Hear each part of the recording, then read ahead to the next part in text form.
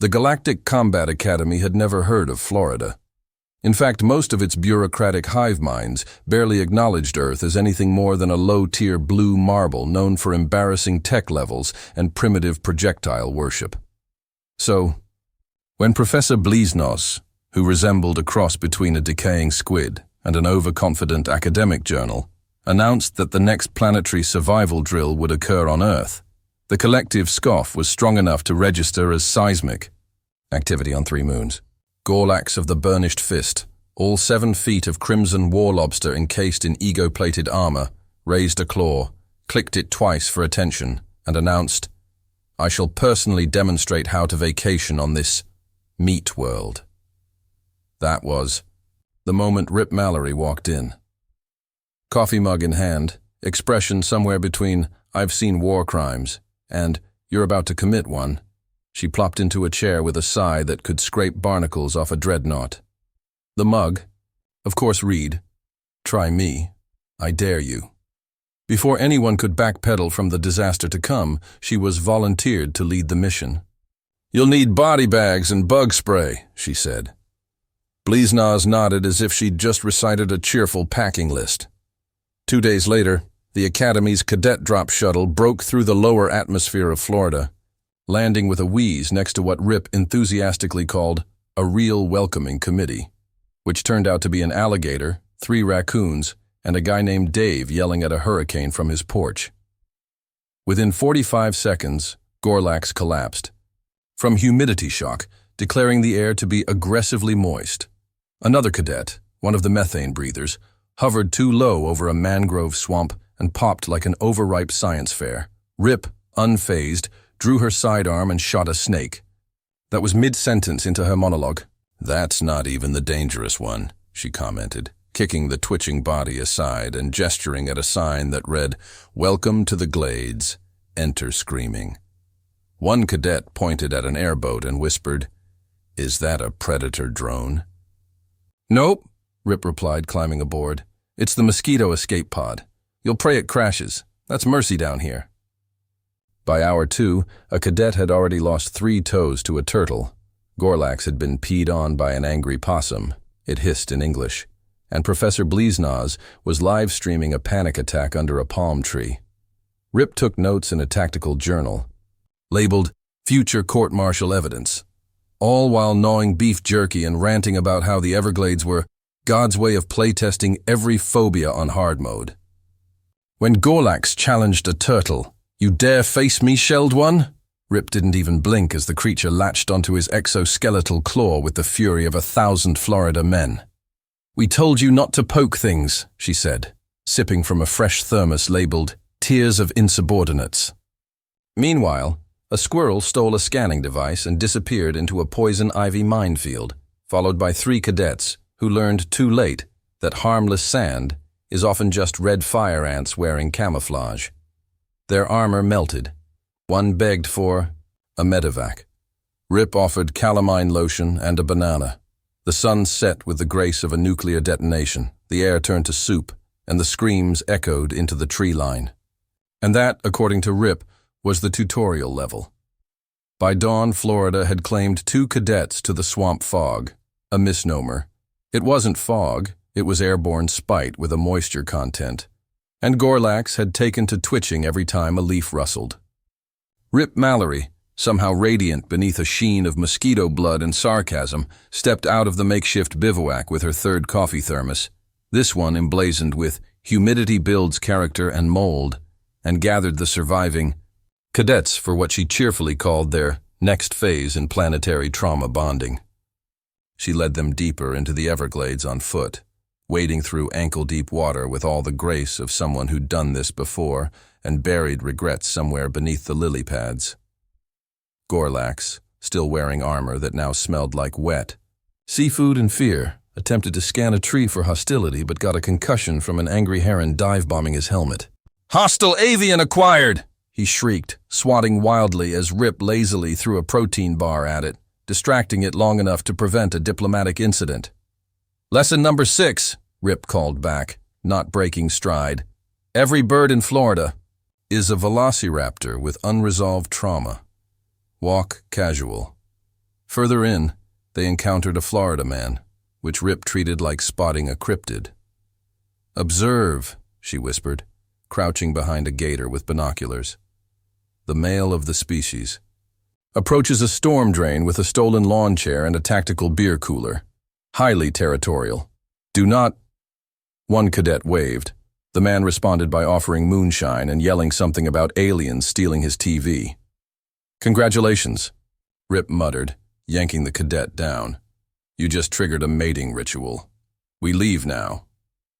The group fled toward higher ground, if by higher one meant slightly less submerged, where a field of deceptively calm grass turned out to house a population of marsh-dwelling frogs that screamed like children and exploded into clouds of skin irritants when stepped on. One cadet tried to record the noise for scientific classification and suffered 3 days of hallucinations involving talking moss and a sentient tree stump offering financial advice. Gorlax, who had stopped sweating and started whimpering in hexadecimals, attempted to assert dominance by challenging a coconut crab to a duel. The crab won. Barely. It took his ceremonial shoulder plate, a small piece of his dignity, and half a snack bar. Rip, meanwhile, found a folding chair under a palmetto and held what she referred to as Combat Ecology 101. She lectured in full deadpan. Earth doesn't do mercy. It does escalation. You adapt or it recycles you. We are the only apex species here not because we're smart, but because we're too stubborn to leave. At this point, a cadet raised a trembling claw and asked what a Disney World was. Rip just stared at him for a long second. "That," she finally said, "is Florida's final boss. We're not going there. Not even I'm cleared for that." By sundown, another methane breather cadet had dissolved after petting a toad. Gorlax had tried to dry his armor with a leaf blower and was now covered in fire and hickeys, and Bleeznoz had developed what could only be described as an emotional rash. As they limped toward the next waypoint, Rip pointed at a rickety bridge that looked like it had been stapled together by raccoons with engineering degrees. "That's your test," she announced, sipping her coffee. "Cross that and you officially pass Florida Day 1. Anyone who falls gets to meet what lives under it. I won't spoil the surprise. It has teeth and a fondness for protein shakes." Nobody laughed, not even Rip. The Everglades had spoken, and the galaxy's finest were beginning to understand that Earth wasn't dangerous because it tried to be. It just was. The bridge didn't collapse so much as seethe under their weight, creaking like it was debating whether structural integrity was worth the effort. One cadet tried to scan it with a quantum stress analyzer, only for the device to catch fire and launch itself into the swamp with a panicked beep. Gorlax, already limping from earlier terrain misunderstandings, was pushed across by Rip with the encouragement of a sarcastic, "If it holds your ego, it'll hold your armor." By the time the squad reached the other side, they were welcomed by what Rip lovingly referred to as Nature's Nope Museum, an open clearing where the humidity reached sap level and the insects had visible tattoos. This was the part of the Everglades where even the gators filed insurance claims. Rip, smiling like a camp counselor on her last thread of sanity, dropped a duffel bag and unzipped it with a flourish, revealing an assortment of meat scraps, old socks, bacon grease, and a single neon blue energy drink labeled Swamp Slap Extreme. "Bait," she said. "We're going to demonstrate apex ambush behaviors. In English, I'm going to piss off the ecosystem, and you're going to watch how fast it tries to murder me." Before Bleeznoz could raise a tentacle in protest, Rip had already splashed the concoction across the grass, whistled a tune that sounded suspiciously like Flight of the Valkyries, and taken 2 steps back. The first thing that lunged was a raccoon the size of a trash can, wearing what looked like a discarded football helmet and a vendetta. It was followed by a stampede of hissing iguanas, a possum that emitted subsonic rage pulses, and finally, a surprisingly coordinated gang of turtles that moved faster than Gorlax's reaction time. The cadet stood paralyzed, armor sensors blinking, uselessly, as Rip narrated casually between bites of jerky. Notice the layered response system. Florida's wildlife doesn't retreat, it escalates. This is known as the Florida feedback loop. One cadet tried to intervene, got tail-whipped by a nutria with a bad attitude, and ended up face down in a patch of deceptively cute flowers that oozed hallucinogenic pollen. When he stood up again, he announced in perfect binary, "The swamp has chosen me as its prophet." Rip just gave him a thumbs up. "Don't fight it, Jackson. Ride the weird." Later that night, around a fire made from wet palm fronds and crushed bureaucracy forms, Gorlax sat cross-legged, muttering in his native dialect, while gently patting a squirrel bite that was starting to develop sentience. "My armor," he said hoarsely, "is afraid of leaves now." Bleeznoz, rocking gently beside a cactus, which he was fairly certain hadn't been there 5 minutes ago, typed notes into a data slate, using only one eye stalk, the others watching for sudden movements in the shadows. "This experience," he whispered, "has revealed previously unknown evolutionary principles. I believe Earth may be alive and pissed." Rip, meanwhile, was casually sharpening a machete with a lollipop stick, sipping from a thermos labeled Biohazard. "Bring it," and going over the next day's itinerary, which included encountering tactical reptiles, mosquito ambush drills, and optional panic. When a cadet asked what tomorrow's objective was, Rip pointed toward a crumbling, old visitor center half swallowed by moss and humidity and grinned like a shark that had just found a buffet. "Tomorrow," she said, "we tango with the local apex. They call it the roof web recluse. Has 8 legs, a superiority complex, and the patience of a sniper. We're gonna poke it with a stick." A hush fell over the fire, broken only by the distant sound of a frog honking like a traffic violation. No one laughed. The idea of sleep was abandoned. The cadets just stared into the flickering flames, each now fully aware that Earth didn't need an army. It was the war. And tomorrow, it was personal. Morning arrived like a punch to the lungs, thick with fog and the faint screech of some airborne predator that sounded like a blender full of metal forks having an existential crisis. The cadets, now hollow-eyed, veterans of the Florida Theater, huddled near the camp's perimeter as Rip Mallory stepped forward with her usual thermos and zero remorse. Her shirt, now sleeveless and questionably still Navy issue, read, "Bug spray is for quitters," and she carried a duffel bag marked simply with the word regret. "All right, troopers," she said, clapping once, sending 3 dragonflies into trauma spirals. "Today we hunt the apex predator of domestic horror, the roof web recluse. It's a spider, not just any spider. It's the reason helmets have anxiety settings now." Bleeznoz shivered audibly, despite being mostly cartilage and overconfidence.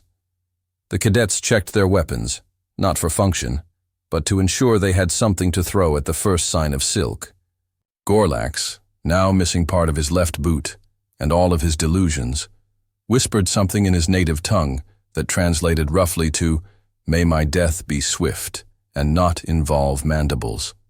Rip led the squad to the dilapidated visitor center, half-collapsed and entirely ominous, where vines crept across broken windows and signs with faded warnings like, "Do not feed the swamp," or "No refunds after sundown." Inside, the air was thick with mildew, dust, and fear. Rip kicked open a rusted service door and gestured to the ceiling. "That," she said, pointing with her coffee mug, "is where nightmares live rent-free." There, in the shadows of ductwork and flickering lights, sat a roof web recluse, its legs stretched like goddamn scaffolding, eyes reflecting just enough intelligence to suggest it had a minor in psychological warfare. Gorlax, brave in the way only the desperate can be, raised a stick and gave it a poke. The next 30 seconds would be played on loop for a decade at the Galactic Combat Academy's trauma orientation. The spider moved like hatred made flesh, across the ceiling, down Gorlax's arm, into his helmet, through his armor systems, and what followed was the most operatic scream the galaxy had ever heard. It bypassed sound and hit directly in the soul. Rip tackled him, yanked his helmet off, and flung it down the hallway where it detonated from sheer existential panic. "You absolute moron!" she barked as Gorlax flailed, knocked over 2 cadets, and collapsed into a mop bucket, muttering. The burnished fist battled him in reverse. The spider, now mildly annoyed, skittered back into the ceiling vents, leaving only its molted skin and emotional damage behind. The team retreated, wounded in pride, sanity, and in one case, reproductive capability. Bliznaz fainted into a pile of brochures for Fun with Flora. Back at the evac site, Rip stood before the cadets, most of whom now understood terror not as a concept, but as a close personal acquaintance. She surveyed them with a smirk that belonged on a wanted poster and declared, "Congratulations, survivors.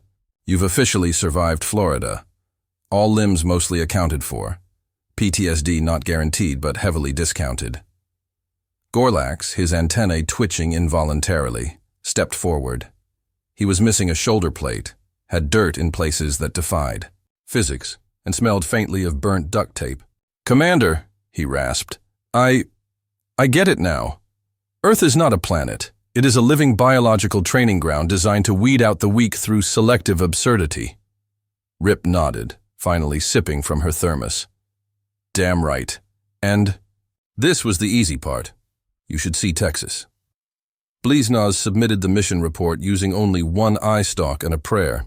Gorlax's post-field thesis, Earth a biologically weaponized trial zone disguised as a planet, was classified, sealed, and then used to rewrite interstellar deployment protocols. Earth was recategorized from Class 13 to Class X, involuntary. Annihilation Zone and a mandatory briefing known as the Rip Mallory Clause was installed for any species considering Earth visitation. The Galactic Combat Academy never returned to Florida, but every year during orientation, they played the spider footage and no one ever laughed.